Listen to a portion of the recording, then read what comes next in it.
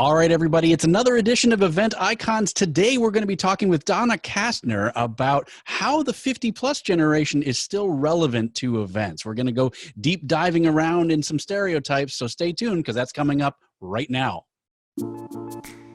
It's Wednesday at 5 p.m. Eastern, so you know what that means. It's time for another episode of #Event Icons. Presented by Endless Events. The show where you get to ask the icons of the events industry anything. Just go to www.event-icons.com to ask questions. Our iconic guests will answer them live during the entire show. Before we get started, the more people we have watching, the better the conversation. So please help share #Event Icons on Twitter, Facebook, and LinkedIn.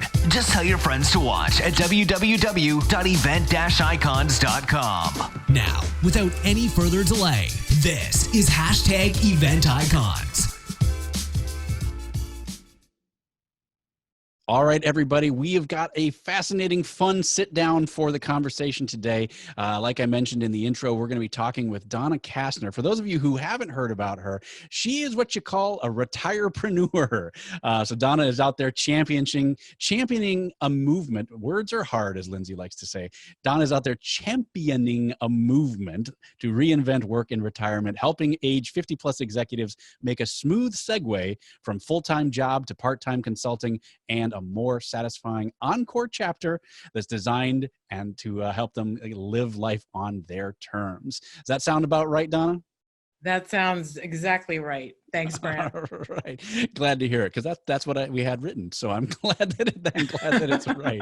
All right. Well, thank you so much for joining us. I'm really excited as someone who is rapidly approaching the 50-plus crowd myself to have this conversation. We're going to get into some of the weeds right away, but we always like to start with the fluff questions. So what got you into the events industry? And if you weren't in the events industry, what would you be doing instead? Oh, boy. First 5 years of my career, I was a high school band director, and who would know that the skills I nurtured then actually had relevance for events. But I made a mid-career pivot in my early 40s to the events industry, working with Experian. And once I started working in this industry, I couldn't let go. It's fascinating. And if you weren't, what would you be doing instead? Would you still be doing being a band director? I might. I mean, I love teaching, but I think that I did a lot of bootstrap businesses. I think business consulting is also in my future. Who knows? Or maybe I would be a lounge singer. Who knows?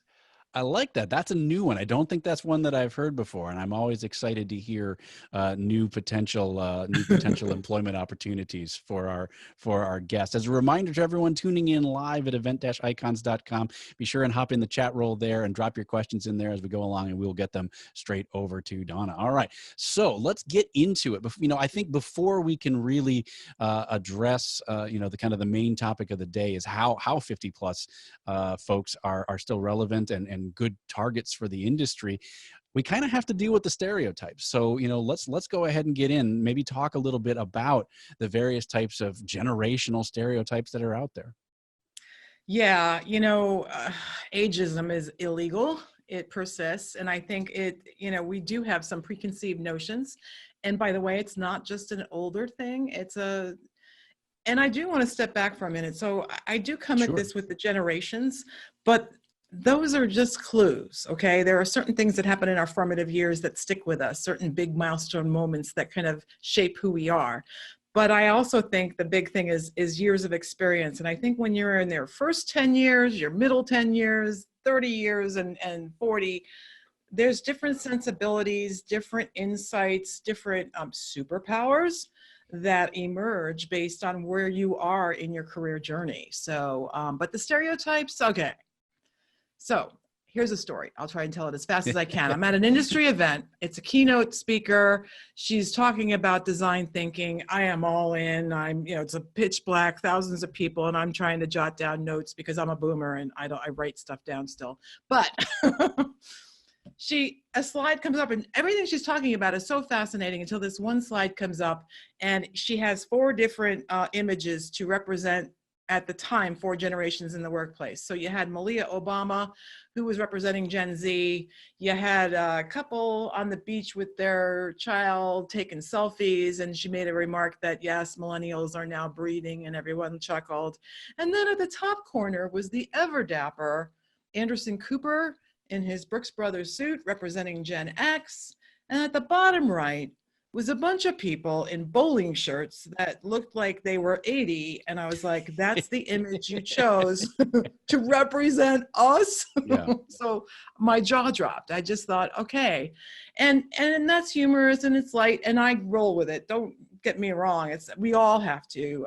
But I just think that it's stereotypes like that.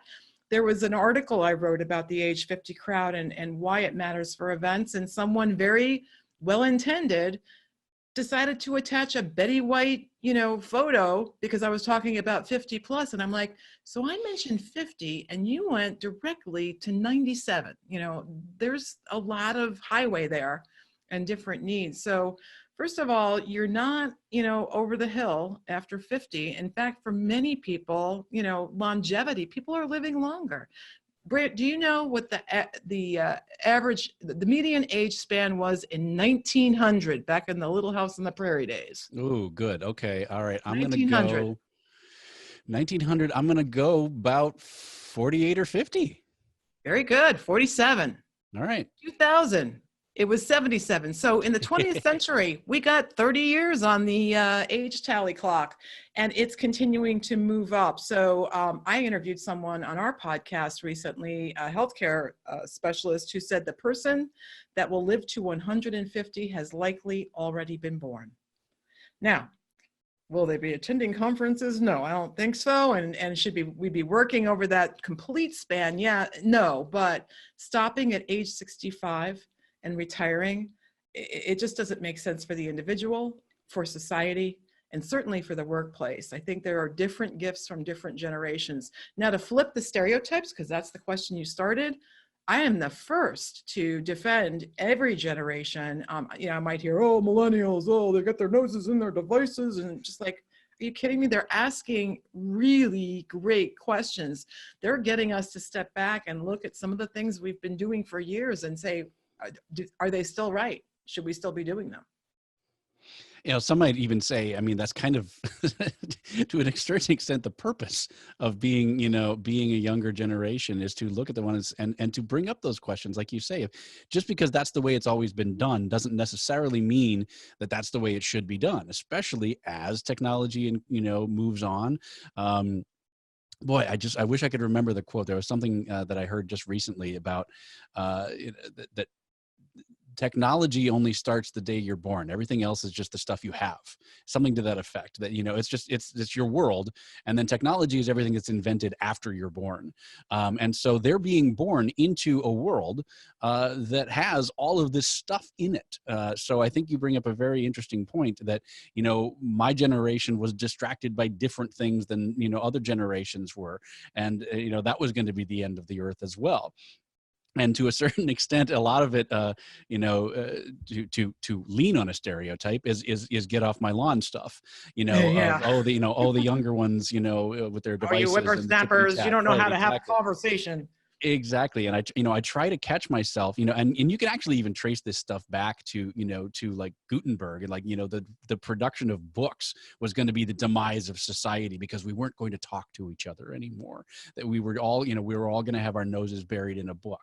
So I think you bring up a fascinating point of it. And I also really always keeping an eye on when I hear the exact same things that were said about my generation when I was under 25, oh, they're lazy and they've got no work ethic and they've got, they're always just with their, dreaming on the next thing and the next thing rather than concentrating on what they are. So to a certain extent, again, some of this stuff is just by the nature of being under 25 and versus, being over 40, you're at a very different part of your life. And I think that's something that you want to kind of get into, is that we're talking about life stages here. So why don't you kind of take us on a little bit of a journey of, when we're talking about these different life stages and particularly what happens now when we start to look into these 50 plus era?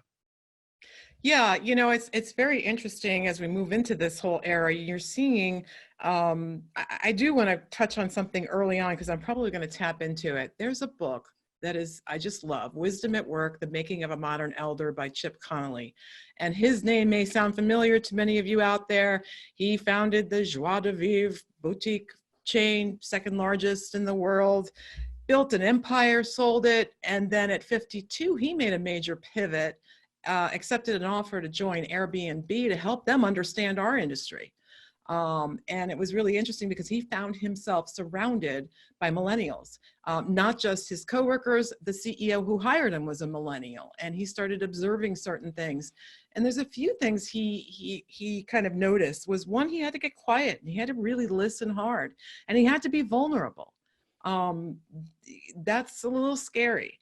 And they were talking about terms and acronyms, and much of it he didn't understand, and he had to be bold and courageous enough to ask, well, okay, what does that mean?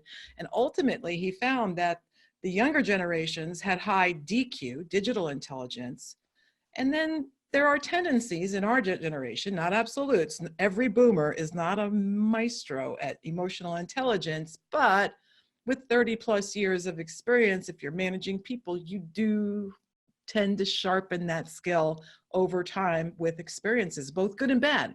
We've skinned our knees. So it's just really interesting to me that I think at events, no doubt you need to lean in hard on next generations because they're your future, and membership. There's a lot of organizations struggling with graying demographics, and oh my goodness, what are we going to do? So so as with all things, the pendulum swings over and suddenly it's 30 under 30 and 40 under 40 and everything's about that.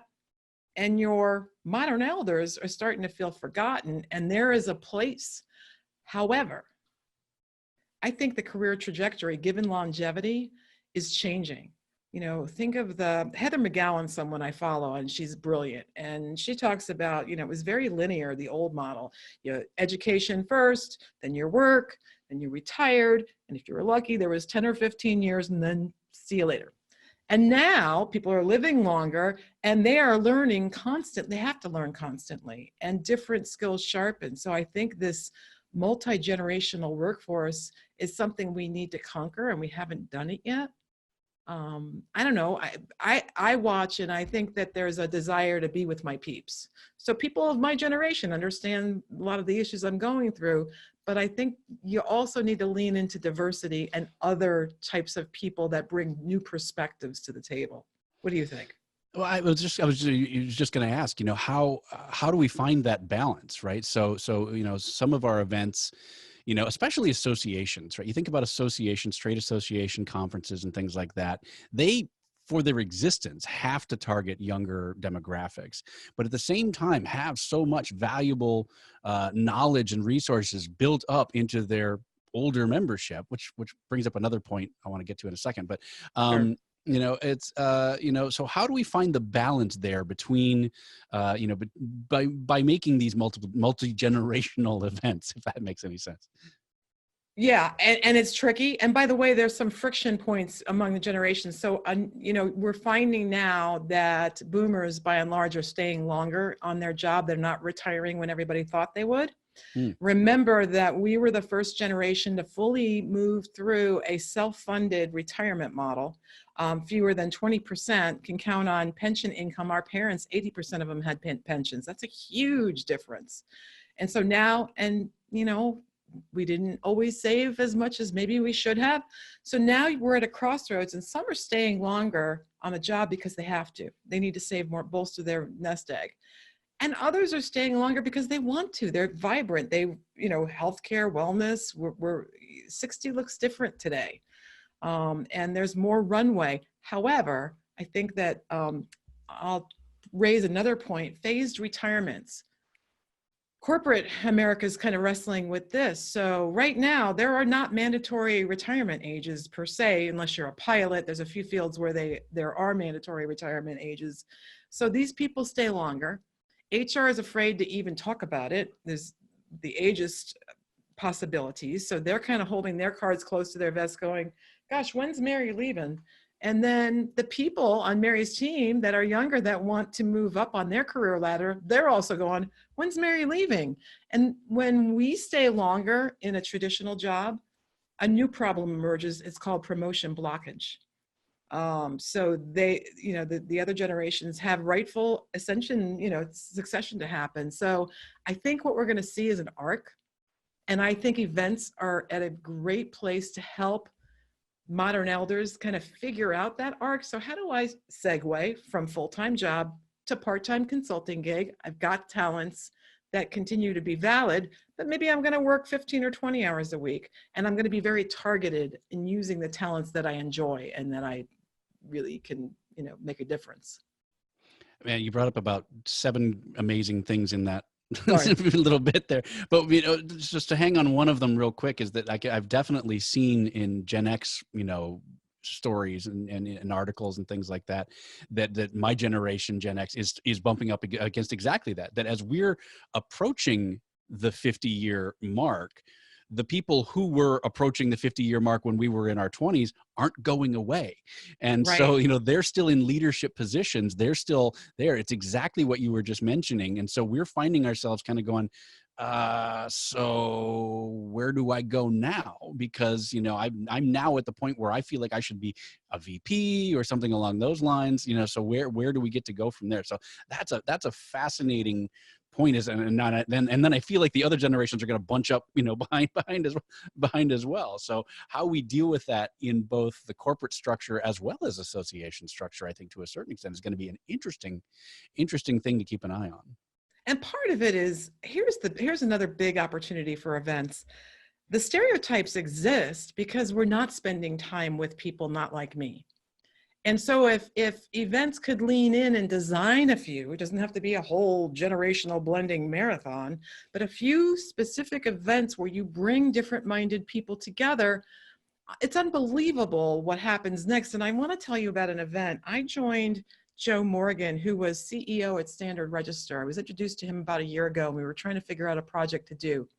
So Standard Register was headquartered in Dayton, and I went to school at University of Dayton. So we said, okay, let's do a gig in Dayton, and let's make it a real small group, 40 people, and let's blend. Let's purposely lean into getting all the generations together. And essentially we were like, okay, these conversations aren't happening. And we believe society is suffering because they're not happening. Business is suffering because they're not happening. So we did a breakfast meeting and invited leaders, both in the work, in business and in the city, to come together. And unbelievable, the conversations that unfolded. We poked a bear that people are kind of afraid to poke. Now we're still dealing with it and trying to help this crowd along. But we're just trying to break down the silos and say, hey, when does it make sense? Not all the time, but when does it make sense for us to come together? Because the modern elders have some of the legacy knowledge. Each generation has certain traits and strengths, and I just think and I'm a hackathon queen, so that's also a hacking opportunity through diversity. Yeah, and I want to make sure we leave time to kind of talk about how you're building those and how you're creating those. But before we do, kind of continuing with this, I did have one question that occurred to me earlier that I want to when we're referring to 50 plus crowd, it's what is the kind of correct terminology that folks are using these days? So we're not, because it's not generational, because boomers are going to continue to go up. Gen X is going to continue to go up, so like I've mentioned a couple of times, I'm rapidly approaching this era, in my life, it mature doesn't feel right. Older doesn't feel right. What in your mind is kind of the correct terminology to talk about this stage? That's a really good question. And so like when you turn 50, Brant, here's an exciting thing that happens. You get that fun letter from AARP inviting you to join. And, when you get that letter, no one goes, wow, how thoughtful. Everybody's going, right. Oh, I'm here. I'm a senior citizen, retired people. There's a lot of tags and labels that have some baggage, and I'm not sure. I continue to wrestle with it. I thought Chip Connolly nailed it with Modern Elder. And he goes on to say, everyone gets older, some get elder. And it's the people that are lifelong learners, that are constantly curious, constantly honing, constantly engaged, that are going to flourish in this next life stage. So some people are going to be those get off my lawn people. And you know what? Here you go. Go play golf and play with the grandkids. And I'm working that into my world too. but they're not interested, and they might not be the folks that you're going to want. It's the ones that are generous, that are extra mile. I think the modern elders have not only know-how, but as he talks about, know who. Think about, the younger generations as they're moving up. Our networks are golden and have been honed for decades. Who do you need to meet? Let's talk about it. And let me see if I can make an introduction for you and help you accelerate faster. So I think there's a role for modern elders at events, but it looks different. We got to be vulnerable. We're not the smartest people. We can't come in like the know-it-all. Hey, let me tell you what it was like in the good old days. We've just got to be open. And I think you're going to see more mutual mentorships happening where up and down the age ladder, we're teaching one another. Yeah, this is kind of a weird question, but it occurs to me, and this is, and the reason that it's weird is because I do it with like my, preteen girls, but, I'm always telling them, do it the way that we ask you to do it first. And then if you have a question about it or have a better way to do it or something like that, then come to us. And the only reason I know that doesn't quite work with the business world, but I do kind of like this idea of like, okay, this is the way that we do it. This is the way that we've always done it. But then, if you've got a better idea, please bring it to us. But usually there's a reason why we've like you say, we've honed these skills.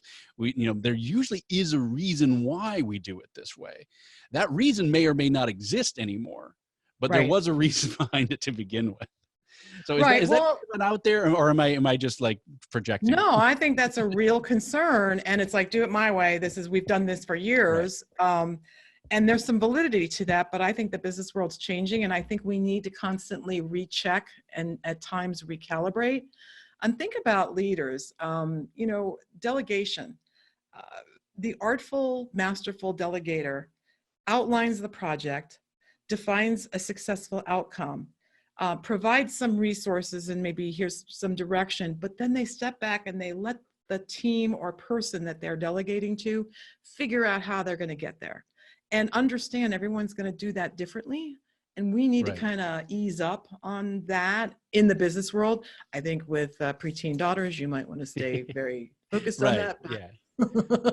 You know what I'm saying? And I guess I think more what the bigger analogy would be more like, please at least try to do it the way that this company does it or this association does it. And then we're always open for feedback. And okay, yes, actually we tried that and here's why it didn't work. And maybe it's worth trying again. That's open for a discussion or things like that. We did have a question came in from the audience. I'm sorry.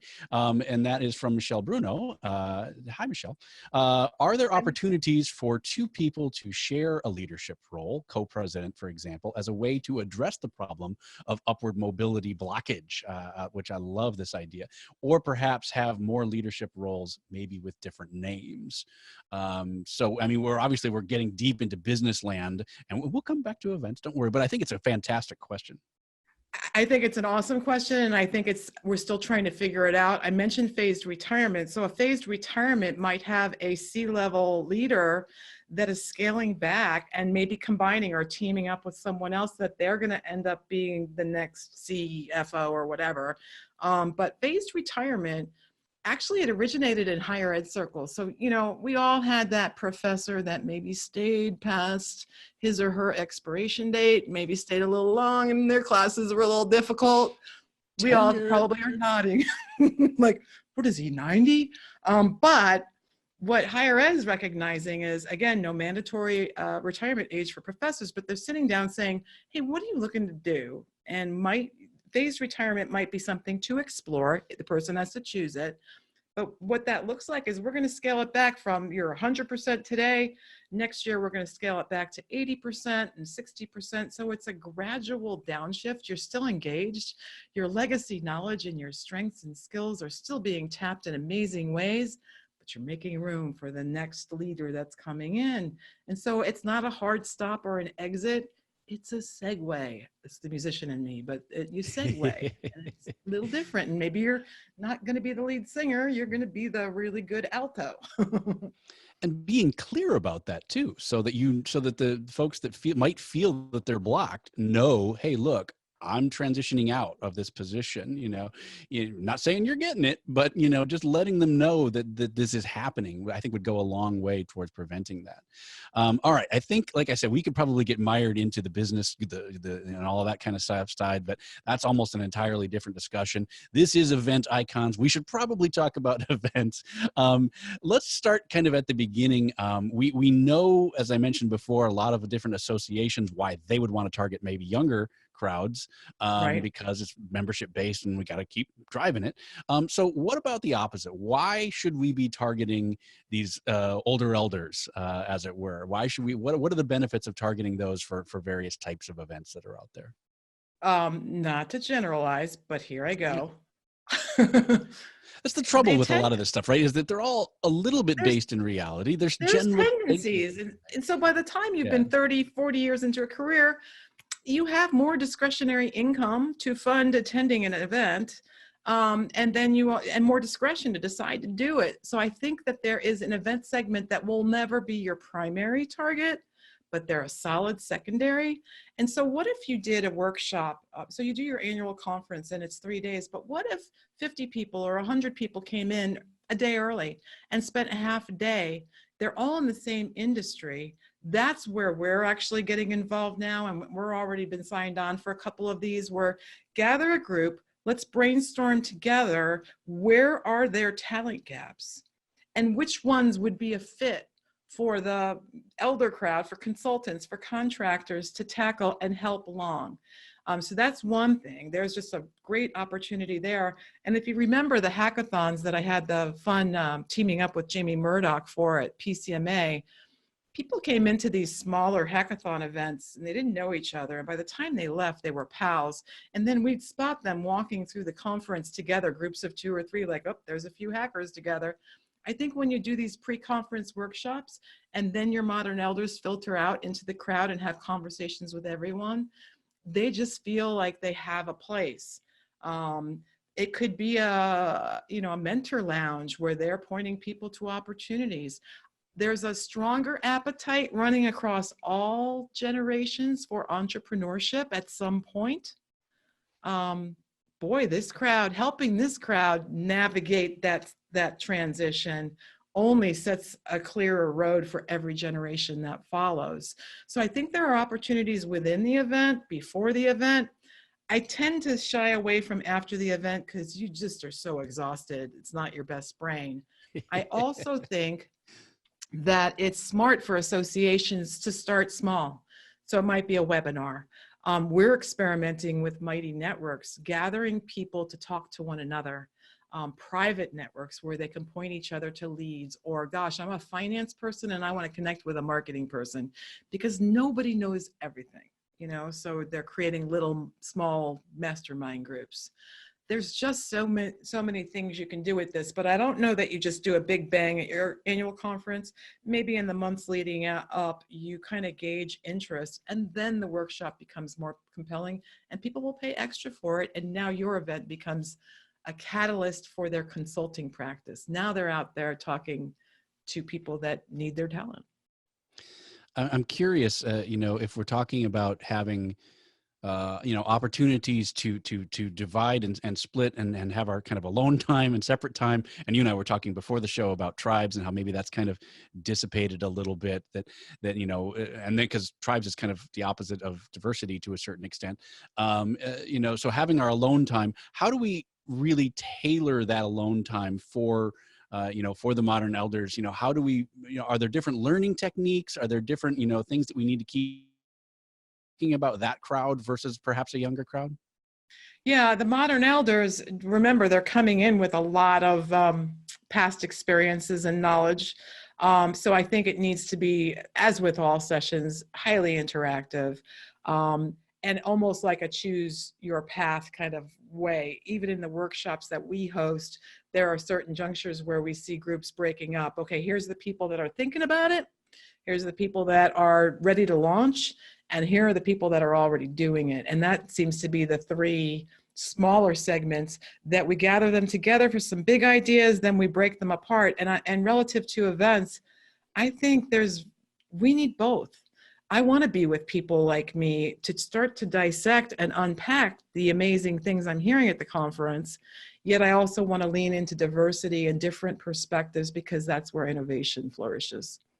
So it's There's both. nothing. Yeah, yeah, absolutely. There's nothing more fun than getting a bunch of planners who've been in the business for a while, swapping stories.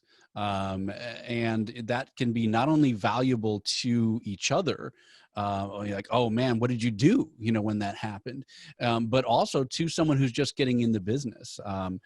You know, I was listening to another podcast recently.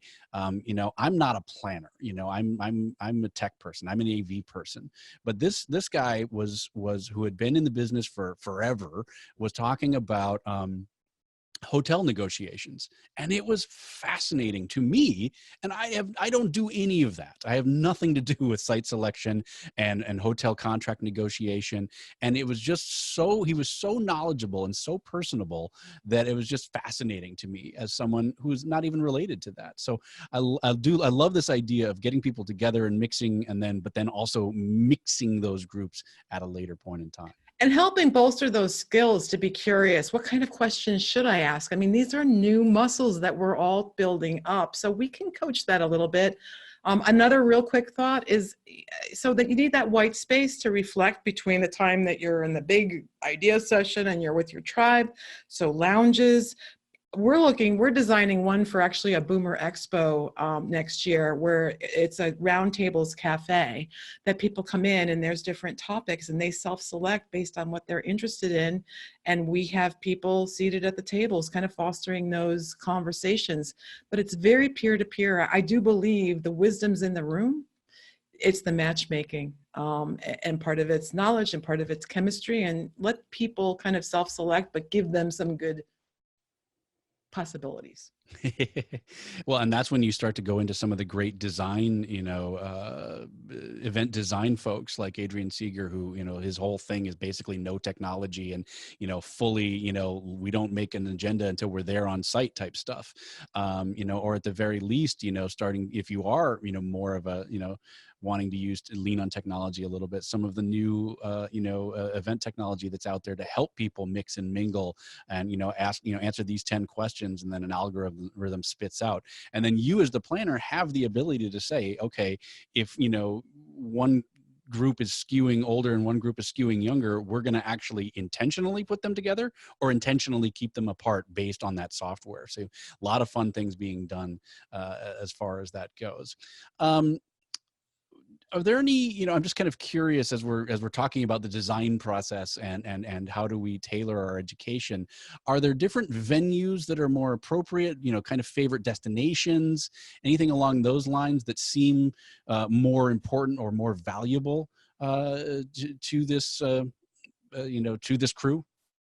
Yeah, I think the bold, edgy, non-traditional open spaces work kind of really nice. We've been hosting smaller workshops of 50 people. We've been teaming up with these shared co-working spaces that tend to be very open, the big, ceilings and all, and clusters of seating, and it doesn't look so traditional. I think there needs to be space for movement. You're not always going to find the fascinating conversation. Give them the freedom to move about. And there's something you said earlier that I would like to revisit, if I may. Sure. So, we tried that, it didn't work. That's something that we all in the event world tend to kind of leap to. Oh, we already tried that. Yeah. No, I definitely didn't mean that as a definitive at all. No, well, I want to tell you something. I want to applaud PCMA, and I'm going back to the hackathons. The first one wasn't fantabulous. In fact, the second one wasn't. But each time we kept experimenting and tweaking, and each time people got more comfortable with it. And it was a series of several iterations before it was like, wow, okay. 1, the design evolved. 2, the awareness and comfort levels evolved. And we exposed people to some of the pitches which helped bring them into the tent. And I think in the future, when it comes to events and we have an idea, I think we got to give it a few. It's kind of that lean startup, lean Six Sigma, where you do fail fast. Yeah, and then flip it again. Okay, what didn't work? What did? What will we tweak? Let's test it again, and really think like a scientist at this, and continually experiment and measure Yeah, I think I meant adjust. more. We tried that, and here's why it didn't work, which opens up more conversation. But thinking even just like again about event tech and event apps, right? Very early adopters of event apps were like, "Well, we tried it; it sucked; it didn't work." Right. But they did. We hadn't figured out the best practices at that point about how you need to tell people in advance, and you have to, remind them and give them a reason to load the app on their phone and all that kind of stuff. That eventually we figured out how to get 80-90% install rates on mobile apps. But yeah, at first if you just we tried it, nobody used it, and it sucked, you're never going to get anywhere with that kind of new technology. And experimentation can be scary. I mean, just think about what we're doing with video. I do most of my calls now on video. I just Yeah. think if I can't be sitting in front of them, it's a richer exchange. And the first few times I was like, whoa, but you learn as you do it.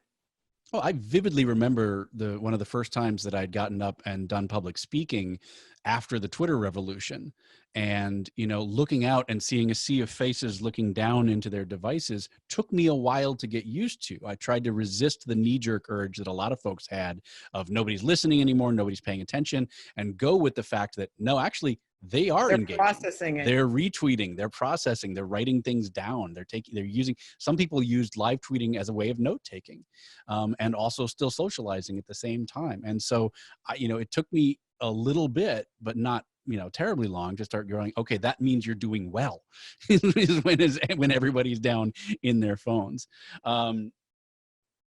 I've been having problems lately on this podcast, on some of the other podcasts, where I know what I'm going to say and then I lose it the second I start to open my mouth. So that's Well, you're been doing a lot happening of for these things. me as I start to get a little bit older. Is I know exactly where I want to take the thing and then go with it. It was about you mentioned the destinations, and you're talking about the open spaces and things like that.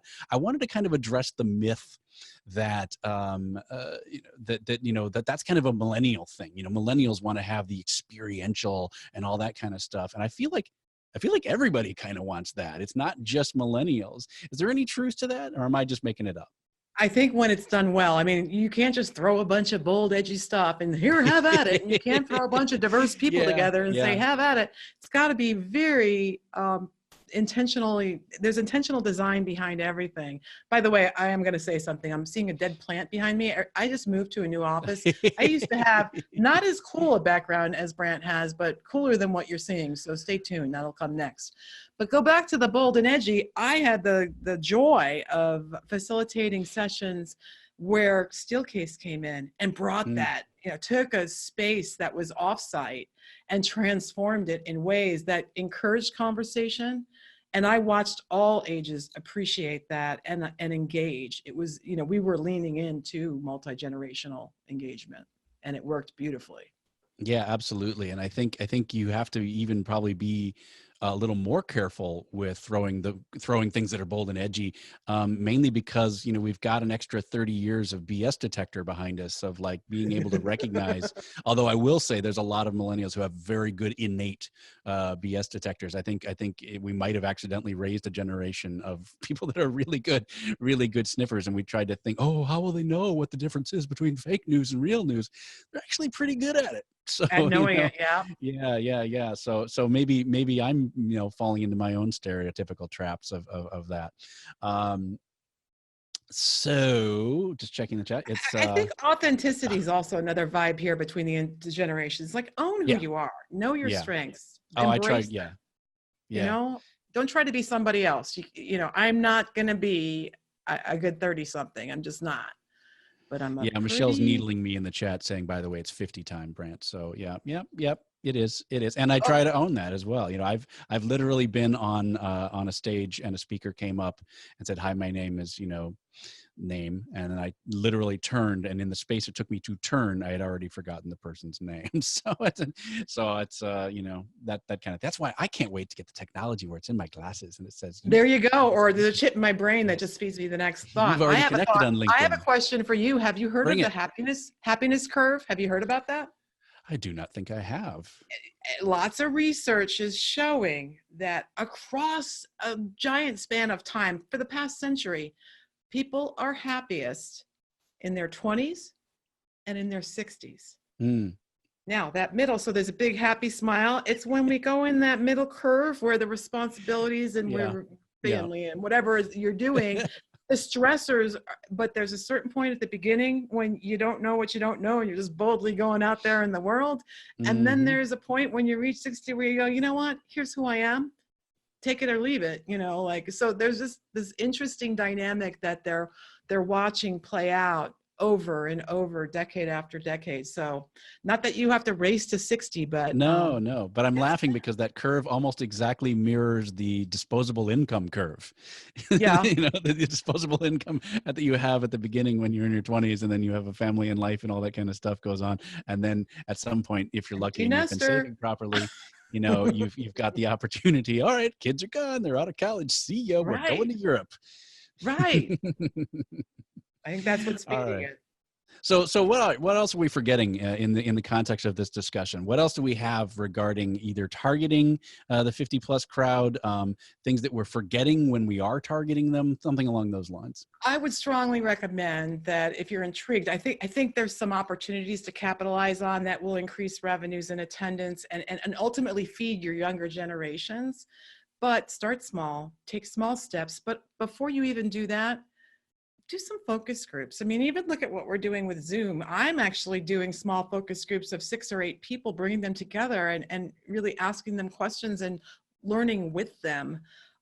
So talk to your best clients, the people that never come to your events, and start to kind of get some of their feedback to hone whatever you do start with, and then go with smaller bets and keep building on it. It's maybe not a big full session, but I do think that feeding this what's next, ran with too young to be done is our tagline. And so that's what's in the minds of your audiences that are approaching 60. I'm too young to be done, but what's next? Give them some clarity, help them develop their entrepreneurial chops. There's just so much great content here to explore, but don't do it all in one fell swoop. You and I were talking, and maybe this is a nice way to kind of round out our time as we start to wind down. You and I were talking about, it's in your bio, and we were talking before the show about this kind of transition period of, okay, so maybe you did get blocked, and they're not leaving anytime soon, and you move out on your own. At a later stage in life. I mean, I've said publicly quite a few times that one of my biggest regrets was that I didn't start networking earlier in my career, because I did almost all of it in the last 5 years before I left my previous employer and went out on my own. So, I know that's one of the things that you help work on with people. So maybe we can spend some time on that. How do we, that transitional moment, especially later in your career, that a lot of planners might be looking to do, as they're, an in-house planner and maybe wanting to go out on their own? Yeah, we're looking to do some workshops actually for this industry where we help, because I think planners have an abundance of different incredibly valuable skills that can be targeted in different ways. Here's one big piece of advice, and some people, they just are linear thinkers. So I'm working my job and I'm busy and I'll wait till I retire and then I'll figure it out. And my feedback is that'll work possibly, but you do much better if you did just a little thinking and planning sooner. And to your point, building your network, the big bang moment when your job ends. First of all, ideally, you want to be the one that makes that decision on when your traditional job ends. Unfortunately, that sometimes that decision is made by others. If you've been carefully planning in the background, maybe even doing a few side hustle test gigs to get a sense for what you like and where there's a need, you now have more options and all your eggs aren't in one basket. And I think waiting to retire, I'm 61 and I haven't retired, and God willing, as long as my brain's firing on all cylinders, I'll always be doing something, but I am now starting to gradually downsize what I'm doing. I happen to be married to a guy that I'm going to look at that when I retire. Love him. And I'm like, okay, but you realize that that's going to be a jolt. You've gone to a job every single day for 40 some odd years. This is going to be a big jolt. And I think even as you exit, if you have a back of the napkin sketch on what you're thinking about, wonderful. Share it. Tell everybody when they're congratulating you and wishing you well, yeah, here's what I'm thinking about doing. So we should catch coffee. The other thing is, some people in this next chapter, this encore chapter, one of the questions I ask is, do you want to make a buck or do you want to make a difference? And honestly, that's my New York roots coming out. That is just like, boom, let's just hit it right there. And most people have an answer to that. And then I tell them, you know what, you can do both. And it takes some finesse. But I think there is longing for more purpose, for mentorship, to be able to help others. And then again, we are the first generation to navigate this fully funded retirement. A few extra bucks. I often say, hey, if you could make 30 grand a year doing some part-time consulting gigs, would that make a difference? And everybody goes, yeah, how do I do it? Well, guess what, events? Let's give them the start on a roadmap on how they might do that and where the needs are within the industry that you serve. Yeah, it's, my particular situations were an absolute crossroads where it was pretty much like that. I had to decide over a weekend.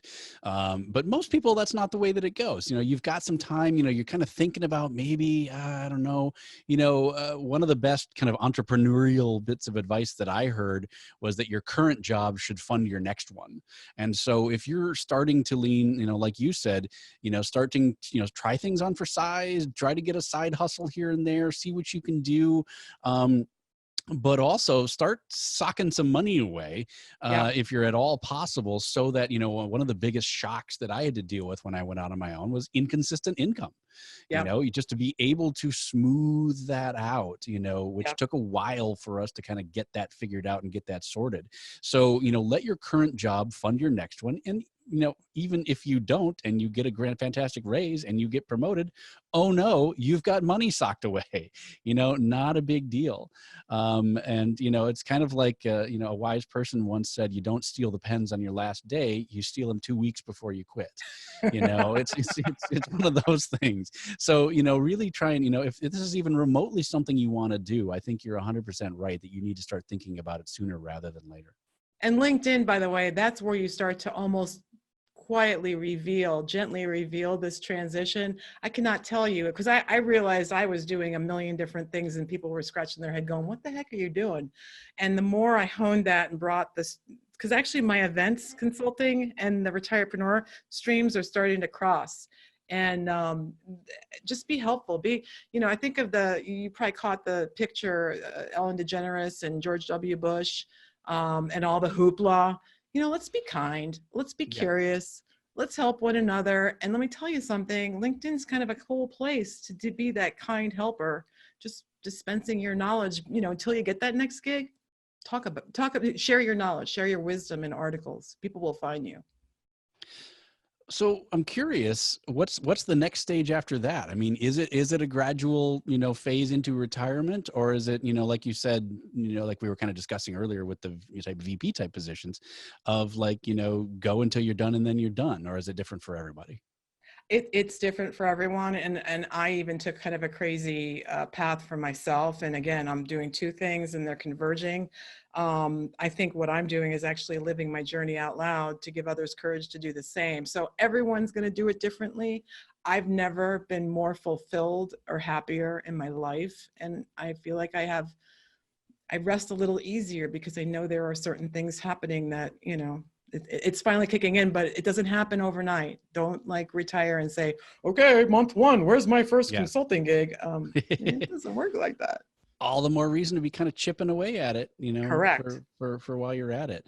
You mentioned a couple of times your hackathon ideas. I wanted to make sure that we spent a little bit of time on that, of, some of your experiences with the hackathons that you've worked on. Like you said, it was kind of an iterative thing. Maybe we give it once. If you could talk a little bit about that process and, how it went, how you evolved it over time, and how it impacts the discussion so far that we've had today. Yeah, I think this is a whole innovation path all its own. And it started with, I was working with PCMA and someone, actually not me, came up with, hey, what about a hackathon? And we did a very compressed one. I was working with them to find, well, who would do it? How would we design it? And I recruited Jamie Murdoch, who you talked to earlier. And it was a 90-minute, very compressed, it truly was a round table with some fun hackathon deadlines and prizes. And then we did it again in New York City. And what was funny is we didn't call it a hackathon, we called it a business breakthrough incubator, because some people Well, said, yeah, well, I was going to push you on that. I didn't want to hacking's interrupt, but I was kind going of to push you evil, on. isn't it? It's kind of Yeah, dark. I was going to push you know? on how you define that, because I feel like that's a term that gets thrown out a lot. Like, oh yeah, we're going to do It's a got hackathon. sizzle. I think we have to Yeah. think about what happens after the hackathon, because I love this journey that I just was on. It each time another technique, another piece of the puzzle became apparent.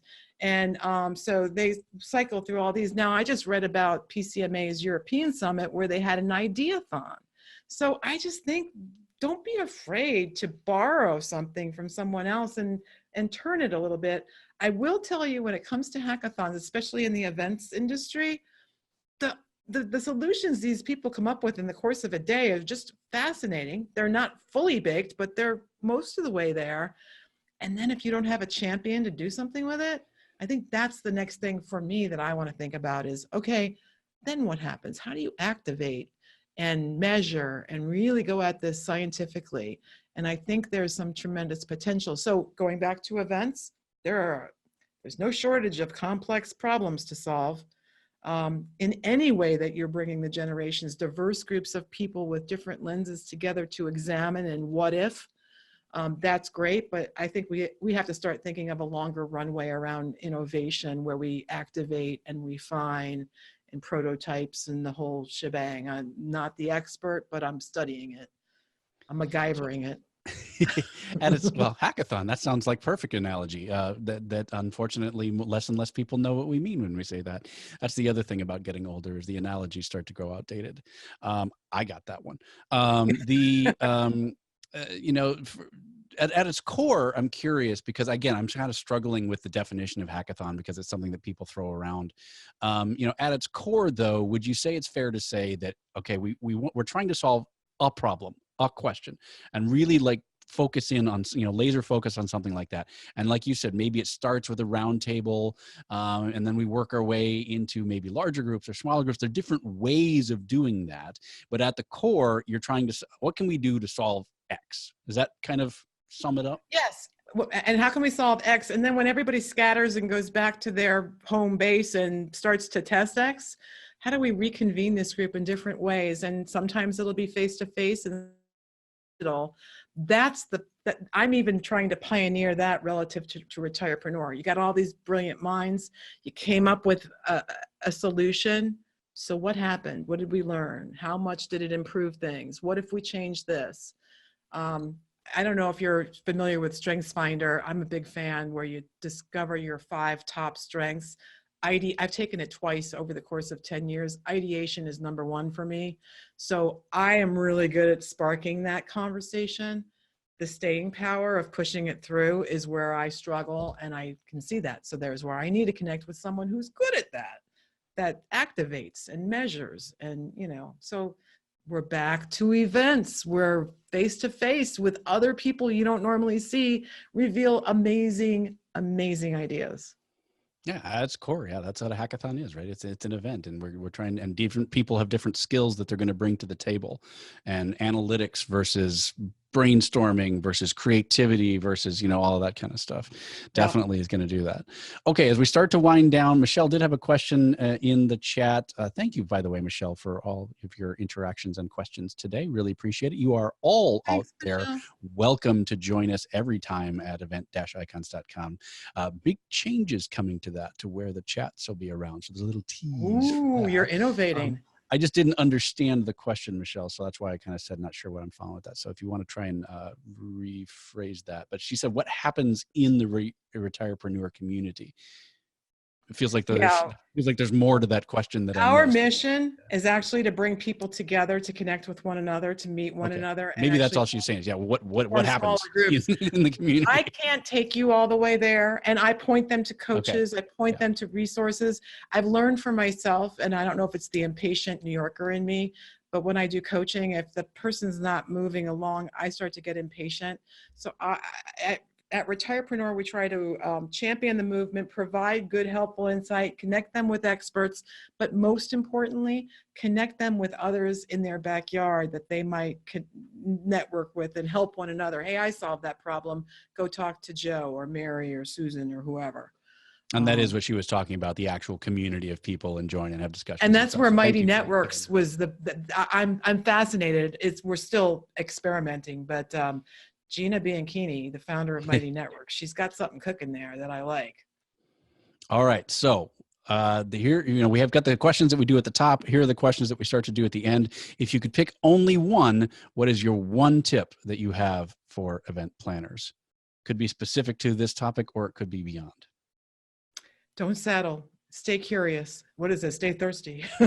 Yeah. Stay curious. Continue, and don't go after everything. Be a little bit more purposeful in your curiosity and start to walk down a path a little bit more further. But I think we have to constantly be curious. There's some things that continue to work. At least 25% or more of your direction should be on what's next. Where's the puck going? We can't stay with where we are. We have to constantly evolve. Nice. And I love that it's not having your mind wide open all the time, but, but every now and then picking one particular rut to get out of, or at least investigate and be curious about. Right. That was the earlier version. That was the 20-something me where I was like, fascinated by everything. Everything. Love it. Okay, let's just be a little open to things. All right. You already mentioned the book. Let me make sure I got it right. Wisdom at Work by Jeff Connolly. Is that right? Yes. So we'll get that. We'll make sure that that's in the show notes. Are there any other websites, blogs, books, gadgets, things that are working for you these days? It's the workshops we're doing at conferences. So if I may, if you're intrigued, give me a holler, retirepreneur.com. All my contact info is there. I'd love to have a conversation. If you think that there's an appetite for this in your industry, and I'm going to tell you it's there, it may need to be nurtured a bit. I'd love to brainstorm with you on how you might tap that to enhance your own events. Nice. And literally, as you said it, Frances was on it and putting it in the chat. So retirepreneur.com is there in the chat. We'll make sure that gets into the resources as well. All right. And finally, what is the craziest fun fact that you've got about yourself? And I know what it is because we made you put it on the form. I hope I remember what I put. I was the author of America's Work at Home Secrets. A group of investors put some big money behind this to do an infomercial in the 90s. America's Work at Home Secrets, written by D.G. Kastner. Yes, you can make money at home. And Allie Mills, the mom from the Wonder Years, was our celebrity spokesperson. So I went out to California and filmed an infomercial with Allie Mills, and she was amazing. She was so wonderful. That is a good one. I've definitely, to my knowledge, never been on an infomercial, and I think that's also a new one for guests. We'll throw a Ginsu knife in with that too. Exactly. It slices, it dices all the way through the can. I'm afraid that's another reference that's probably starting to. Sorry, my age is showing. It slices through the tin can, because that's something you want to do with your knives all the time. Exactly. All right. Well, I think it's time to start rounding it up and finishing this thing out. Thank you so much for joining me, Donna. Really appreciate it. We already mentioned retirepreneur.com. Are there any other places that people can follow you, connect with you, and find out what's going on in your world? If you're into LinkedIn, I'd love to connect with you there. Just reach out. I'd welcome that. Fantastic. And I would love to second the fact that LinkedIn just really is becoming more and more of the social network, quote unquote, social network that I'm going to for professional connecting, and really am enjoying the conversations that are happening there. Yeah. And so, yeah, bravo. And sing it, sister, whatever metaphor you want to use on that one. So again, thank you so much for joining us. Really appreciate it. We want to remind all of you out there that Event Icons is recorded live every Wednesday at 5 p.m. Eastern. You can watch that at event-icons.com. There you're going to find all the show notes, the links to all of the resources that are shared. You can chat right there in the page. Again, kind of a teaser. We're looking at maybe reworking all of that, because one of the things that we've always emphasized here is that we want to be where you are. And so just like the podcast gets spooled out to iTunes, Google Podcasts, Pocket Casts, all of the various podcast platforms that are out there, we we want to kind of do the same thing with the live show. So not committing to anything at this time, just letting you know that things are in the works, and we're trying to maybe do a little bit more of experimentation about where you can get the show, and then leaving the site for where you can sign up for extras and all the kind of fun stuff that comes along with the show. So keep an eyeball on event-icons.com, and of course sign up there, and then you'll just be on the newsletter site, and we'll just tell you, hey, this is where everything's going. This is where it's all going to be. It'll be amazing. It'll be phenomenal. We want to know what you think, as always. So if you can't stop by and join us in the chat, be sure and use #EventIcons. It's right there in the name, #EventIcons. So be sure and use it when you're on your social medias, and let us know what you think about the show. What are the demographics that are shifting in your organization? How are you targeting the various different demographics? And how specifically are you targeting the over 50 crowd? Are you targeting the over 50 crowd? Let us know. We want to know. #EventIcons. Don't forget, you can also reach out and send us a good old-fashioned email and those kinds of things, all available there on Event-Icons. Thank you so much for joining us. We'll see you next time on Event Icons. Thank you for joining us for another amazing episode of #EventIcons. To catch all the bonus content, resources mentioned, and an invite to our Facebook and LinkedIn groups, Head to www.event-icons.com. Also, let us know what you thought about this week's episode. Share your biggest takeaway. Just tag your post with #EventIcons. We'd love to hear from you.